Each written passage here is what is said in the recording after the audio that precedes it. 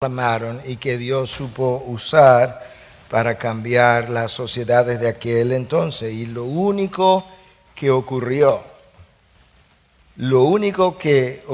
distinto a lo que venía ocurriendo es que el Evangelio fue proclamado. Antes de ayer, viernes, nosotros regresamos de México, Ciudad México, donde habíamos ido a predicar junto a Tim Keller y algunos otros predicadores y líderes. Y la verdad que vine con un gran sentido de entusiasmo porque para mí México y especialmente Ciudad México eran humanamente como inconquistables desde el punto de vista de la reforma, dada la fortaleza del movimiento católico romano en aquella nación y la debilidad del movimiento evangélico en la misma región. Y sin embargo, estar allí con 900 personas, entre pastores y líderes, en un gran número de ellos, y ver el hambre monumental que esta gente tenía por las doctrinas de la gracia, fue algo que yo les puedo confesar que desafió mi imaginación. Un pastor se nos acercó y nos decía: pastor, nosotros tenemos 2 horas de diferencia con República Dominicana. Todos los domingos, antes de yo ir a predicar a mi iglesia, lo primero que yo hago es sintonizar el culto de la IBI y poder ser ministrado por ustedes. Otro pastor me dijo que si podía juntarse conmigo después de la conferencia. Bueno, era el único tiempo que tenía, le dije que sí, pero que lamentablemente tenía un compromiso de almuerzo, que yo podía hacerlo cuando regresara. Me esperó como por 2 horas y media y yo tenía casi vergüenza con él de tanto tiempo que tuvo que esperarme. Pero él quería contarme su historia.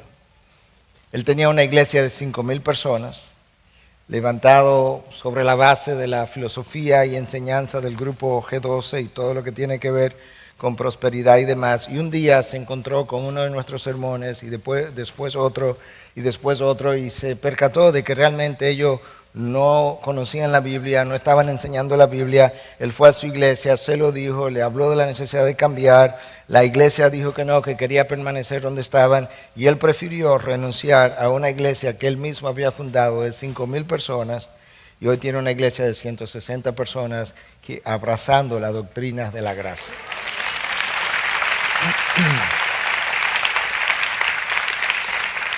Yo estoy aquí para decirte que la reforma protestante latinoamericana ha comenzado. Sus fuegos están por todos lados. Con confianza me atrevo a afirmarlo y tengo un gran entusiasmo por lo que Dios está haciendo en Latinoamérica, sin lugar a duda, y por una sola razón: la proclamación del Evangelio. Es lo único que puede cambiar la mente, el corazón, la voluntad, la forma de pensar de la gente. La reforma, algunos la han calificado como de una revolución religiosa, otros la calificaron como un movimiento religioso, otros han pensado que fue un avivamiento espiritual, un despertar espiritual, otros han pensado que fue una revolución en la cosmovisión. Y yo creo que la reforma ciertamente lució más como una como una revolución de cosmovisión que cualquier otra cosa, por los impactos que tuvo en el ámbito religioso, económico, social, político, sociológico, y yo creo que no hubo un área de la sociedad que no haya sido penetrado por este movimiento. Si alguien preguntara que cuándo comenzó esto, yo creo que la mayoría de nosotros diríamos que comenzó el 31 de octubre del año 1517, cuando Martín Lutero clavó en la puerta de la catedral de Wittenberg, sus 95 tesis. Pero mientras más pienso en la historia redentora, más estoy convencido que esto comenzó el día que un rabino judío se colgó en una cruz en un lugar llamado Gólgota, clavado allí, acusado de blasfemia y acusado de revolucionario ante las autoridades romanas. Nacido en un pesebre, por 30 años enseñó o vivió en perfecta conformidad con la ley de Dios, enseñó única y exclusivamente lo que el Padre le había encomendado, no más, no menos. El Mesías que había sido anunciado por los profetas del Antiguo Testamento, la noche antes de su crucifixión, fue a un lugar conocido por nosotros como el aposento alto. Comenzó a tener una conversación con sus discípulos de mucha intimidad. Y en medio de la conversación con ellos, en algún momento, Él interrumpe su conversación con sus discípulos y comienza una conversación todavía más íntima con su Padre. Y entre otras cosas le dijo: yo te glorifiqué en la tierra, habiendo terminado la obra que me diste que hiciera. Los discípulos no entendieron aquellas palabras, con toda probabilidad. Había un anuncio de traición, había un anuncio de abandono de parte de todos ellos, como hablamos creo el domingo pasado. Había un anuncio de asesinato del maestro.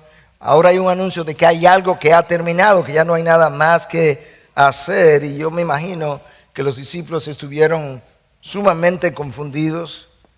Y de aquel aposento alto, Jesús, acompañado por ellos, se dirige al huerto de Getsemaní a la cruz. Y desde la cruz, Él pronuncia 7 frases muy conocidas por nosotros. Una palabra de perdón: Padre, perdónalos porque no saben lo que hacen. Hubo una palabra de salvación: te aseguro o en verdad te digo que hoy estarás conmigo en el paraíso. Hubo una palabra de amor o de devoción: mujer, he ahí tu hijo, hijo, he ahí tu madre. Hubo una palabra de angustia: Elí, Elí, lema sabachthani, Dios mío, ¿por qué me has abandonado? Hubo una palabra de sufrimiento o de necesidad humana: tengo sed. Hubo una palabra de triunfo: consumado es. Tetelestai. Y hubo una palabra de seguridad: en tus manos encomiendo mi espíritu. La controversia de Lutero con la iglesia de Roma está directamente relacionado a la frase consumado es. Es inconcebible, era inconcebible para Lutero, lo es para nosotros, que alguien pudiera tratar de obtener el perdón de Dios, ya sea a través de la venta de las indulgencias o a través de hacer oraciones a Dios o a María o a cualquier otro después de la confesión de pecado, como una forma de pagar una deuda que Cristo canceló en la cruz y que Él promulgó como tetelestai. Consumado es. Pago por completo. Cancelada la deuda. Dicha doctrina, que fue el eje alrededor del cual la reforma surgió, la justificación por la fe, está en directa contradicción, la manera como se practicaba, en directa contradicción y se practica hoy con aquella frase: consumado es.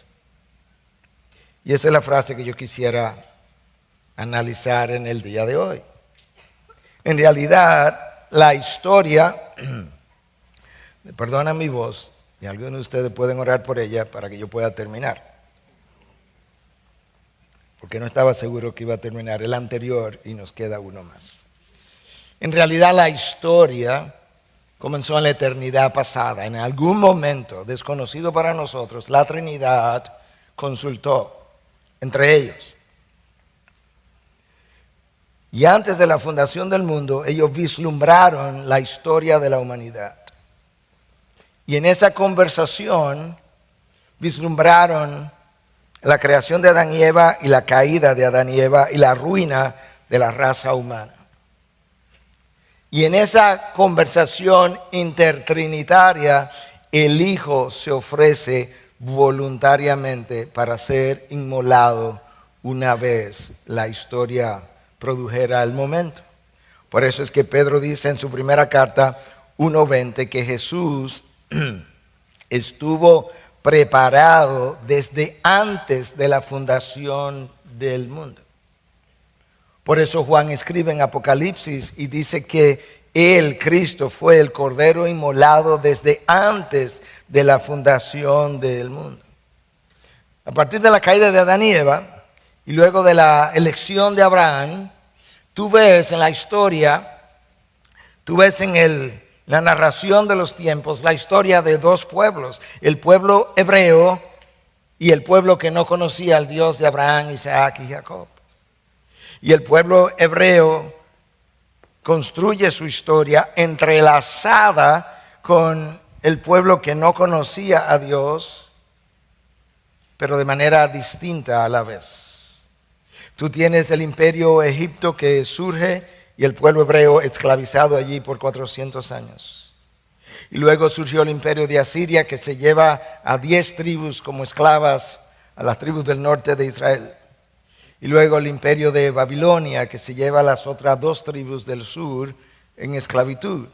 Y luego el imperio de Persia, y luego el imperio de Grecia, y luego el imperio de Roma. Y en cada uno de esos casos, el pueblo hebreo era esclavo del imperio preponderante en cada ocasión. Y tú puedes ver esas dos historias entrelazadas y al mismo tiempo distintas. Y en la plenitud de los tiempos, Dios envió a su Hijo. Bajo la ley, bajo el imperio romano.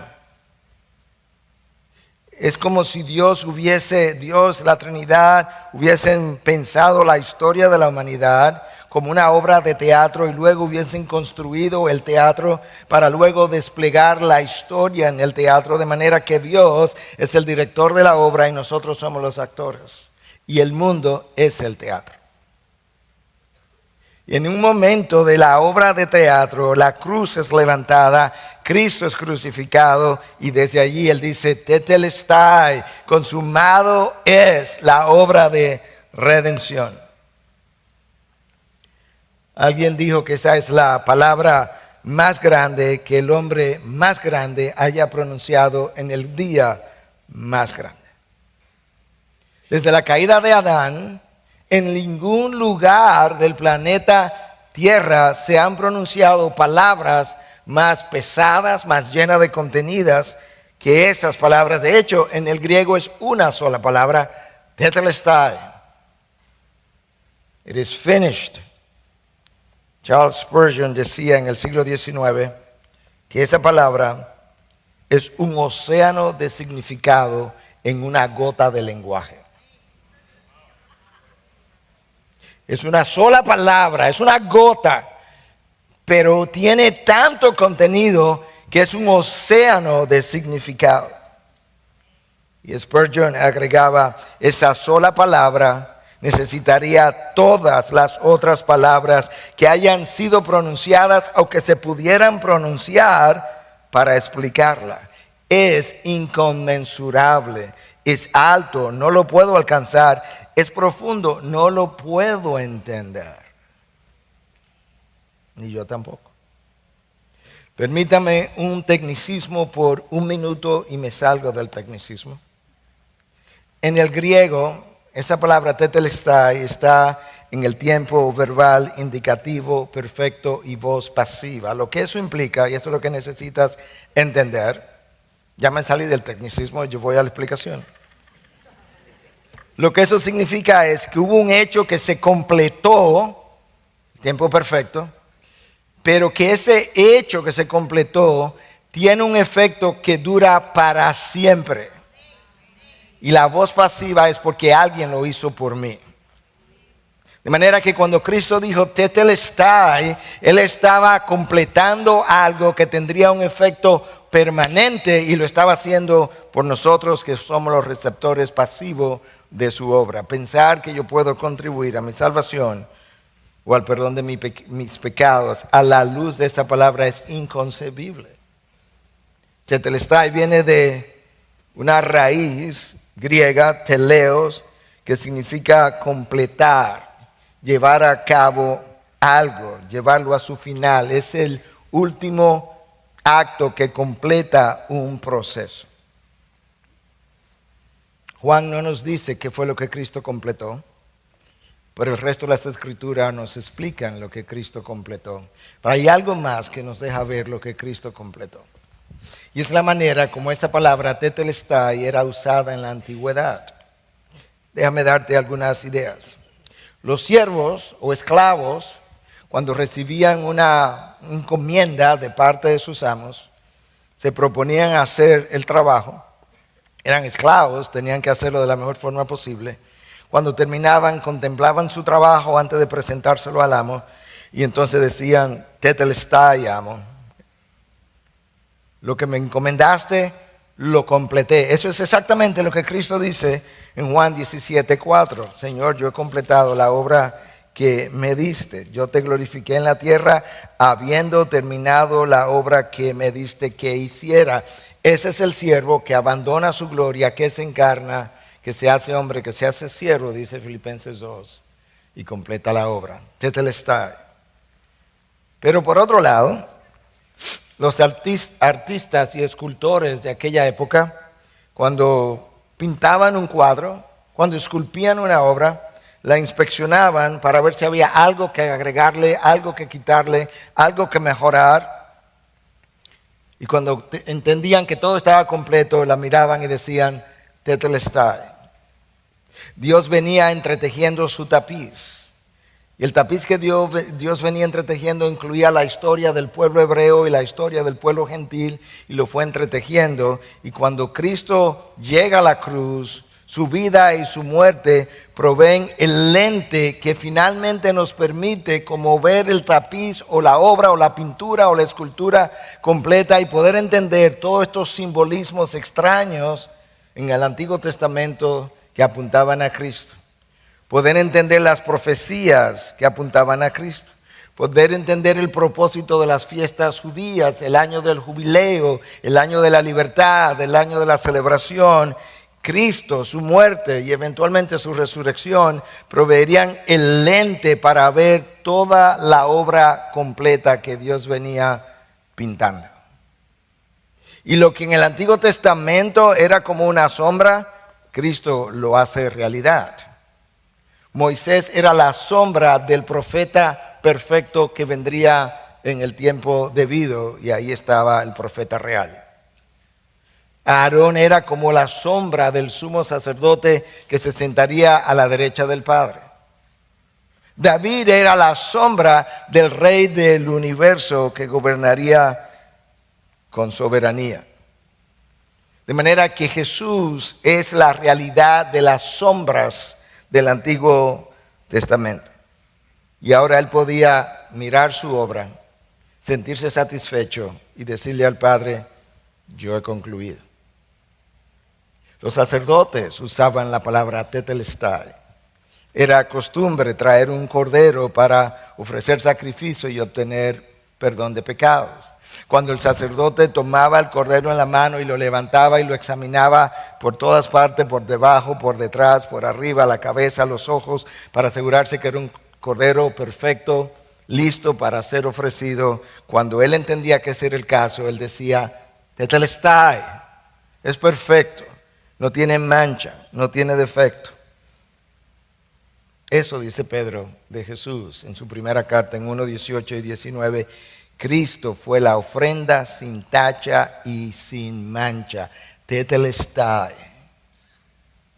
Los comerciantes usaban la palabra. Cuando había una deuda que estaba abierta, que no había sido pagada y alguien efectuaba el pago final y la deuda quedaba cancelada, en el certificado de pago que se te entregaba decía tetelestai, pago por completo. En inglés dirían pay in full. Cancelada. Por eso dice alguien, Mark Johnston, que este fue el grito de logro que la creación había estado esperando desde la caída de Adán. Es un grito que no solamente lo oyó el que estaba al pie de la cruz, esto es un grito que lo oyó el universo entero, porque la creación entera gime a una con dolores de parto, dice el apóstol Pablo. Y esperaba por esto, esperaba por la consumación de la obra de redención. El día que Cristo dijo consumado es, el infierno tembló. Ellos sabían lo que eso representaba. En ese momento la ira y la misericordia de Dios se besaron. La ira de Dios demandando el pago debido a Dios por la deuda moral del hombre, y la misericordia de Dios en Cristo ofreciéndose para hacer dicho pago. Cristo pagó la deuda, de tal manera que llegaría el día en que tú y yo o cualquier otro pudiera poner su confianza en ese sacrificio hecho en la cruz, y que alguien pudiera ir entonces al pie de la cruz y decir: Señor, yo soy culpable de mentiras. Y oír a Cristo decir: cancelada tu deuda. Yo soy culpable de abortos. Cancelada tu deuda. Yo soy culpable de adulterios. Cancelada tu deuda. Yo soy culpable de pornografía. Cancelada tu deuda. Yo soy culpable de homosexualidad. Cancelada tu deuda. Porque consumado verdaderamente fue. Tetelestai. Nada más que hacer. Una vez Cristo derramó su sangre por el perdón de pecados. Si tú quieres ver cómo el Antiguo Testamento comenzaba a ver lo que iba a ocurrir ese día, justo el día en que Cristo pronunció tal palabra, tú puedes ir al Salmo 22, lo puedes hacer esta tarde, pero yo voy a tomarme un momento para decirte algo acerca del verso 6. Porque el verso 6 del Salmo 22 es una expresión profética de cómo Cristo se sentiría y de lo que estaría haciendo en la cruz ese día. Escucha lo que dice el verso 6. Pero yo, eso es Cristo hablando proféticamente desde el pasado, yo soy gusano y no hombre, oprobio de los hombres y despreciado del pueblo. La razón por la que yo menciono ese versículo, porque en hebreo la palabra traducida ahí como gusano es tola. Y tola era un insecto que cuando era aplastado botaba una tinta roja que era usada para teñir los tejidos. Y esa es justamente la palabra que allí aparece para referirse a Cristo en la cruz. Isaías 53:10 nos dice que fue la voluntad del Padre, ¿qué cosa? Aplastarlo en la cruz. Y cuando Dios Padre aplasta al Hijo con su justicia en la cruz, ¿qué tú piensas que sale de él? Sangre que ha teñido mi vida y la ha limpiado de pecado. La sangre de Cristo que limpia de toda maldad. Ese es el gusano. Ese es el gusano que me ha limpiado. Ese es el gusano que ha dicho: removida tu culpa. Tetelestai. Consumado es. No tienes nada más que hacer. No tienes que orar para ser perdonado, como Roma enseña. Oramos a Dios. Pedimos perdón, pero no porque la paga, no porque la deuda sigue sobre mí, sino para restaurar mi relación con Dios. La calidad de la relación con Dios. No tiene más nada que hacer. La pregunta entonces, cuando Cristo dice consumado es, ¿qué fue exactamente lo que terminó? Esa es la frase en inglés, it is finished. ¿Qué es lo que terminó? Bueno, terminaron una serie de cosas. Para comenzar, los sacrificios del Antiguo Testamento en el templo, que se hacían día a día, continuamente, que no paraban, que no calmaban la sangre, que no calmaban la conciencia del pecador, porque la sangre de los toros y machos cabríos no tenía tal capacidad, cesarían. Yo quiero recordarte esta ilustración que usé una vez con ustedes. En ocasiones, cuando tú tienes una deuda y no tienes cómo pagarla, tú haces un arreglo con el banco y el banco te permite en ocasiones pagar los intereses para no tener que llevarte a justicia. pero el capital permanece igual. No sé si conocen ese sistema, pero yo sé que existe. Pues los sacrificios del Antiguo Testamento eran como pagando los intereses de la deuda moral con Dios, pero al final del camino mi capital, mi deuda permanecía exactamente igual. Por eso los sacrificios tenían que continuar, por eso no había silla ni en el tabernáculo ni en el templo para el sacerdote sentarse, porque no había manera de sentarse. Esto tenía que continuar hasta que Cristo viniera, pero cuando Cristo vino, por una sola ofrenda hizo perfectos para siempre a aquellos por los cuales Él murió. Y escucha lo que el texto de Hebreos 1:3 dice: después de llevar a cabo la purificación de los pecados, se sentó a la diestra de la majestad en las alturas. Ningún sacerdote anterior se había podido sentar, porque no había podido terminar de pagar por los pecados del pueblo. Pero cuando el sumo sacerdote, el Hijo de Dios, se encarna y se ofrece, después que Él termina, Él se sienta a la diestra del Padre, porque tetelestai, consumado era. Todo había terminado. Ahora interceder por los míos. El sacrificio puso fin a cada una de las profecías que apuntaban a Él. Comenzando por Génesis 3:15, donde se anuncia que Satanás le heriría en el calcañar, y ciertamente Él fue herido, pero que Él, Jesús, le heriría en la cabeza. Y cuando Cristo dijo consumado es, el golpe en la cabeza de Satanás y su reino fue mortal. Porque en la cruz Cristo desarmó los poderes de las tinieblas.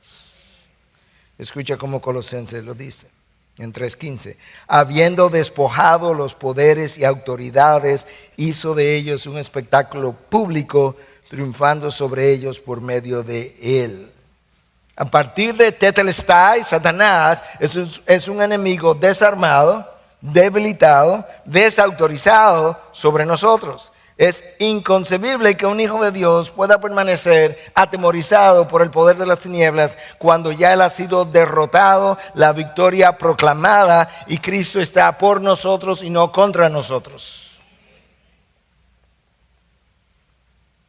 El Hijo de Dios, dice Juan en su primera carta 3:8, vino para destruir las obras del diablo.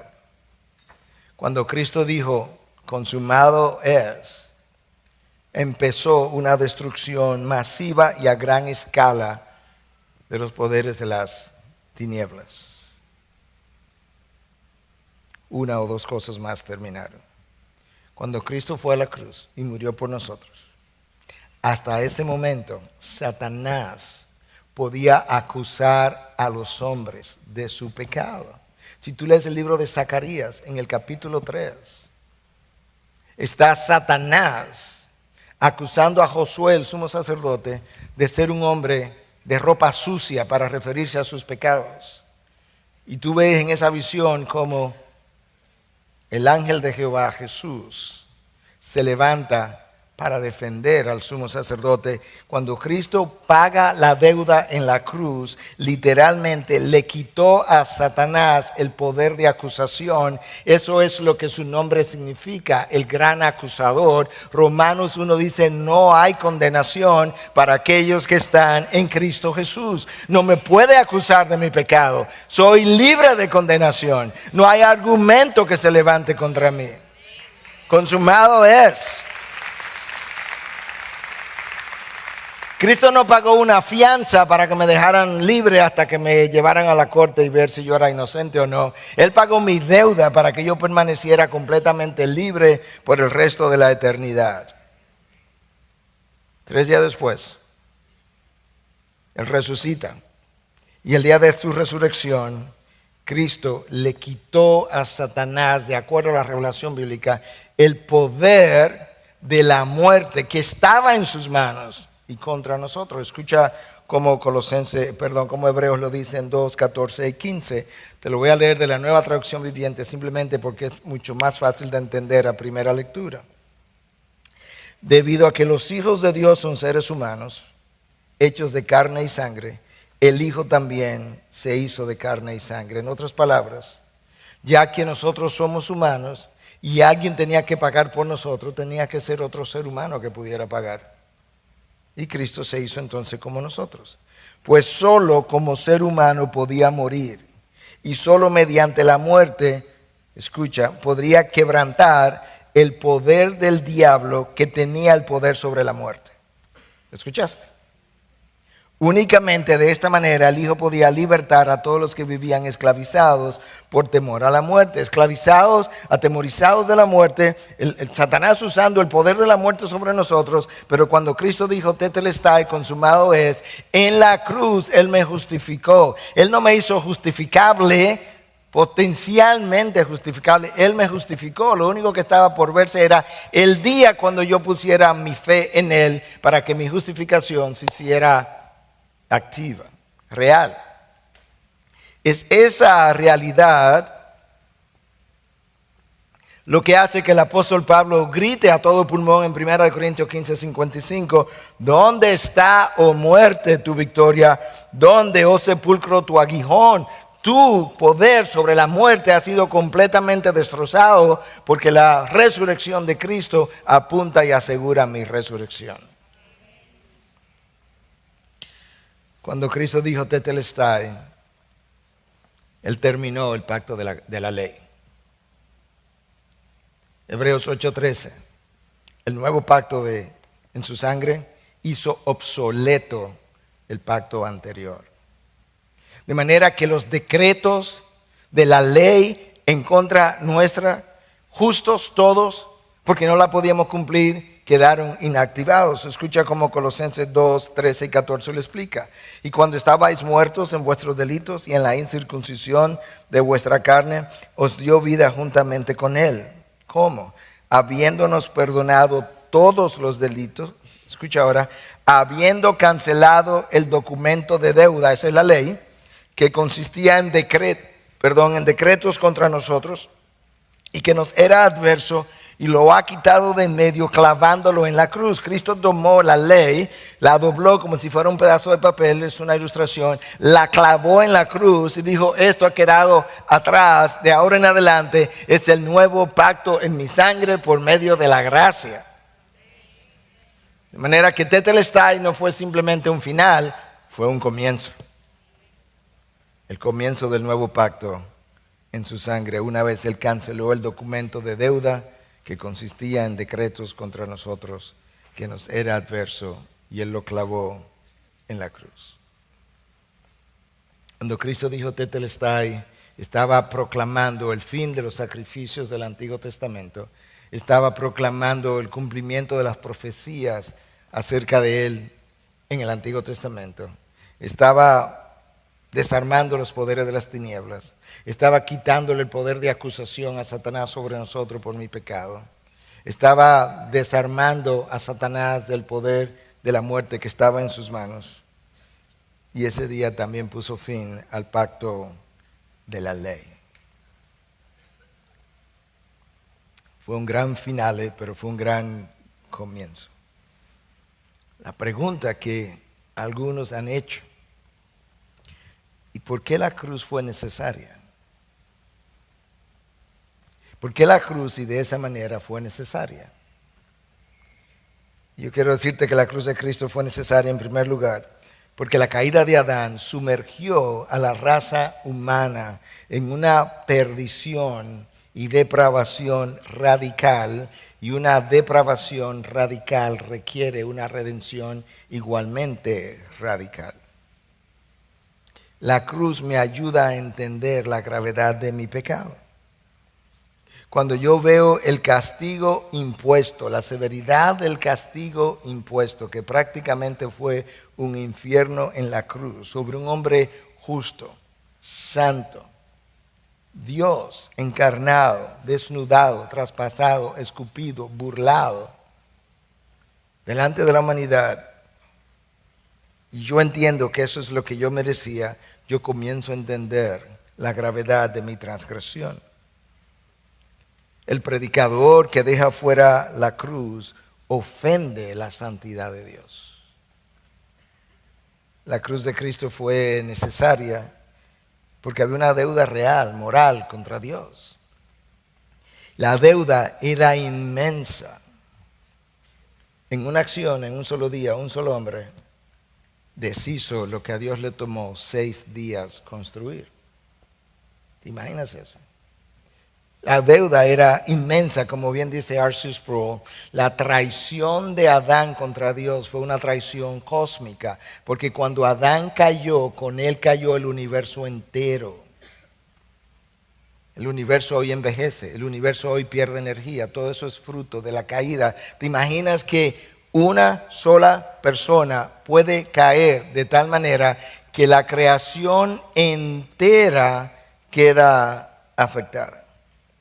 Y cuando yo entiendo que el segundo Adán vino y pagó en la cruz lo que a mí me tocaba pagar, mi sentido de gratitud debe aumentar de manera exponencial, y por tanto el pastor que deja fuera la cruz no tiene sentido de gratitud por la obra de Cristo, ni le enseña a su congregación el sentido de gratitud por lo que Cristo hizo por él. En tercer lugar, la cruz fue necesaria para propiciar la ira de Dios. Dios estaba airado con el hombre. Dios estaba airado contra el pecado del hombre. La justicia de Dios requería, demandaba que algo se hiciera por la violación que el hombre había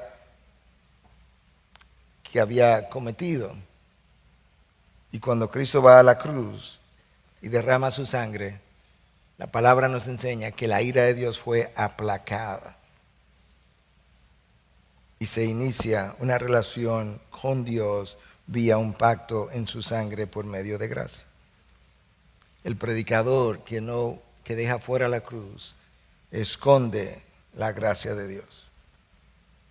La cruz fue necesaria porque en la cruz, como en ningún otro lugar, Dios muestra el amor suyo por nosotros. Dios muestra que verdaderamente tanto amó Dios al mundo que dio a su Hijo unigénito y lo clavó en una cruz para que todo aquel que crea en Él no se pierda, mas tenga vida eterna. El predicador que deja fuera la cruz no aprecia el amor de Dios, ni por Él ni por los suyos. La cruz fue necesaria porque la cruz es la que me enseña el peso de la justicia de Dios. Lo que aplasta a Cristo en la cruz es el peso de la justicia de Dios. Lo que desespera a Cristo en la cruz cuando Él dice, Elí, Elí, lema sabachthani, Dios mío, ¿por qué me has abandonado? Es el peso de la justicia de Dios. El predicador que deja fuera la cruz esconde la justicia de Dios. Y yo necesito conocer el tamaño y el peso y la dimensión y la magnitud de la justicia de Dios para conocer el tamaño, el peso, la magnitud de mi transgresión. La cruz fue necesaria porque en la cruz Dios hizo que Dios cargara con nuestra culpa. La causa número 1 en todos los estudios realizados de por qué la gente va a psicólogos y psiquiatras es culpa.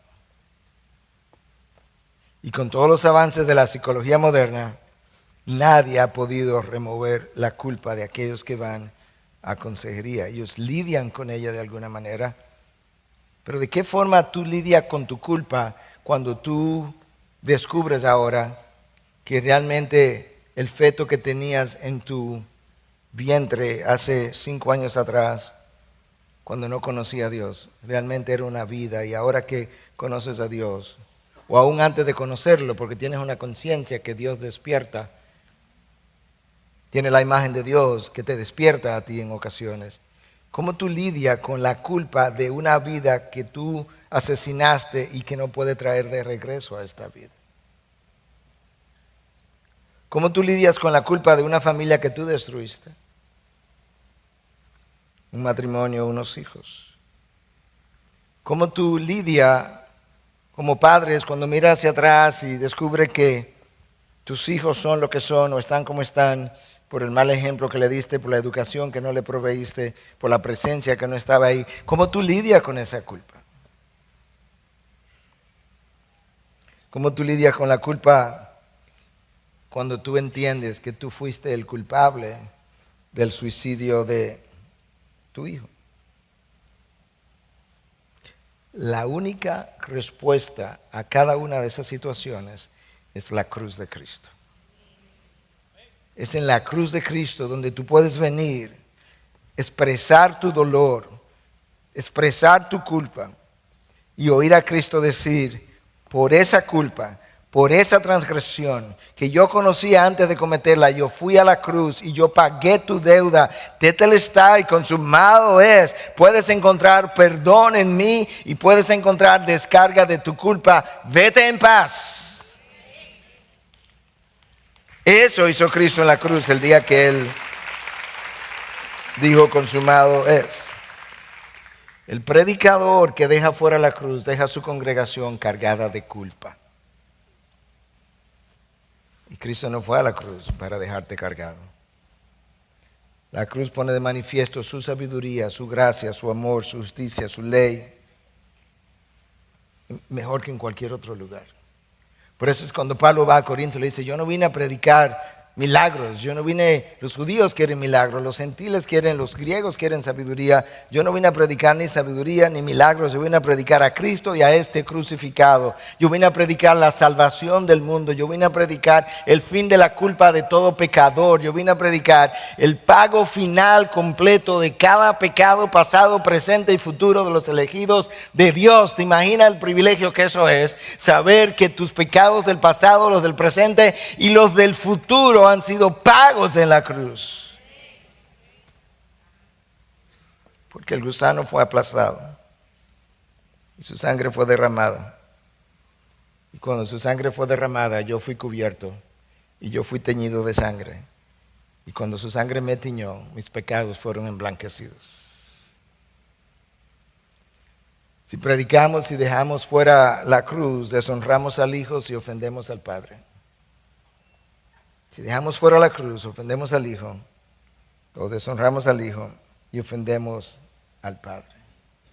Pensar que Cristo fue a la cruz en las condiciones que fue, que murió en las condiciones que murió, que se entregó de la manera que se entregó, que proclamó que Él ya lo había completado absolutamente todo y lo hizo con una palabra que tanto los siervos, los artistas, los comerciantes, todo el mundo podía entender, que implicaba terminado ha sido el trabajo. Pensar ahora que nosotros pudiéramos obtener salvación por alguna otra forma, perdón de pecado de alguna otra manera, que necesitáramos algún otro sacerdote para decirme te absolvo, pensar eso es ofender a Dios mismo y ofender la cruz y ofender a Cristo. Porque es proclamar tu sacrificio es insuficiente. Es decir, no fue tetelestai, solamente pagaste un avance. Yo tengo que seguir haciendo abonos a la deuda. Cuando Cristo proclamó que la deuda había quedado cancelada. Y tiene sentido que si Dios muere por ti, que la deuda que tú tengas contra Él queda cancelada. Por eso la palabra de Dios nos afirma que si alguien nos acusa, abogado tenemos frente al Padre. Es como si te pararas frente al Padre y alguien tuviera la ley en la mano y diría, Miguel Núñez, culpable de esto, de esto, de esto, de esto, de esto, condenado, y que de repente el Hijo de Dios se levante y diga, Padre, yo morí por él, yo cancelé su deuda. Yo clavé la ley que pesaba contra él, contra todos sus decretos en la cruz. Él es libre, Él es uno de los nuestros. Y oír al Padre decir, bienvenido al reino de los cielos. ¿Te imaginas lo que implica tener? Jesús es el juez, pero Jesús es mi abogado defensor. ¿Te imaginas entrar a una corte donde el juez y tu abogado defensor son la misma persona? ¿Cuál es el chance de que salgas condenado si la persona que te puede enjuiciar es la persona que está ahí para defenderte? Y lo único que te defiende es el sacrificio de Cristo recibido por fe de parte tuya. Porque si comienzas a mencionar tus buenas obras y número de oraciones y visitas a la iglesia como posibilidad de perdón de pecados, eso mismo que pronuncia te condena. Porque estarías diciendo, el sacrificio de Cristo no fue suficiente y el mío puede completar lo que el suyo no pudo. ¿Te imaginas la ofensa, la afrenta que eso sería? Esa es la razón por la que yo entendí que sería apropiado en estos 500 años de la Reforma Protestante volver al momento cuando Cristo dijo, consumado es, porque esa frase es el origen de la controversia que se originó cuando Lutero clavó sus 95 tesis. Si esa frase no hubiese estado en el registro bíblico, Lutero no hubiese tenido base para clavar sus tesis. Lutero lo puede hacer porque entendió la cruz, entendió el pago final, completo, absoluto por nuestros pecados. Y entendió lo ofensivo que era contra Dios poder ofrecer algo que no fuera a su Hijo mismo para la libertad nuestra. Ahora lo entiendes mejor. Ahora entiendes Tetelestai de una mejor manera. Quizás viniste aquí sin entenderlo también. O quizás viniste aquí sin entenderlo en lo más mínimo, porque quizás no entendía bien exactamente cómo Dios ofrece salvación al hombre. Pero es muy posible que Dios te trajo aquí. Él es quien convoca, Él es quien trae, para que tú pudieras oír acerca de su plan de salvación. O quizás eres creyente, pero tienes pecados del pasado. Todos hemos estado ahí. Pecados del pasado que te cargan, que todavía Satanás quisiera usar para hacerte sentir culpable.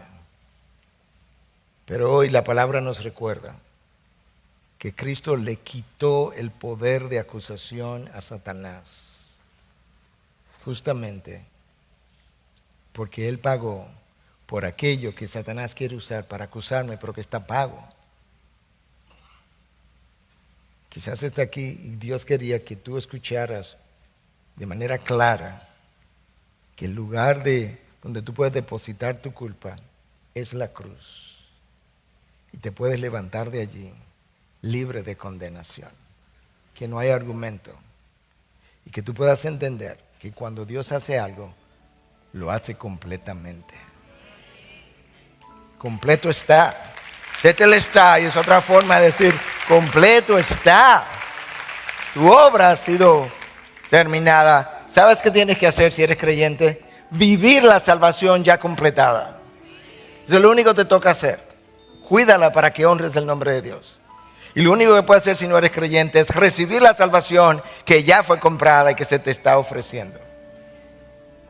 Por gracia, por medio de la fe.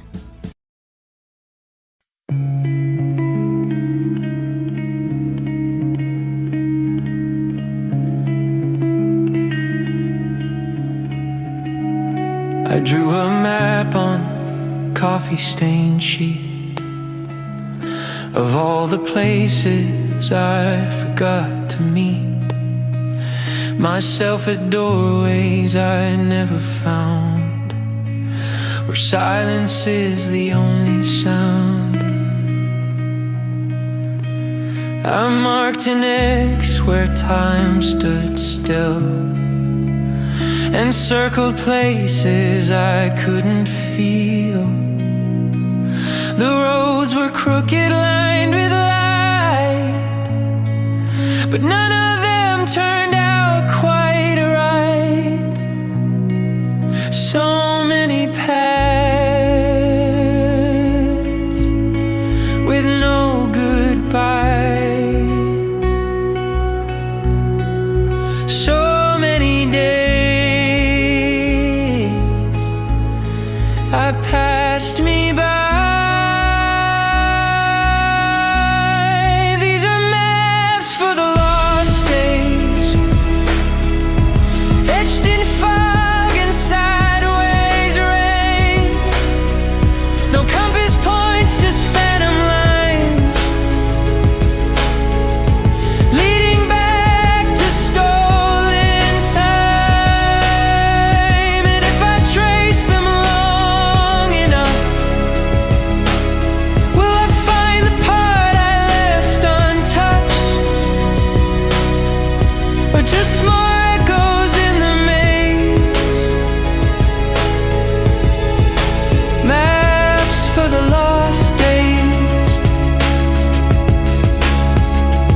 scribbled dreams in margins wide of notebooks soaked in storm and tide. Wrote down the names of things I missed, like morning light and innocence. A crossroad carved in memory's thread. One side was silence, one was dread. But I kept walking without shoes, learning how to lose. So many turns with no return. So many fires I let burn. These are maps for the lost days, etched in fog and sideways rain. No compass points, just phantom lines, leading back to stolen time. And if I follow every retrace, will I arrive or just erase, or drift between the gray and grays? Maps for the lost days. I folded them into paper boats, let rivers carry all my notes. And though the ink begins to run, the journey's end is not undone.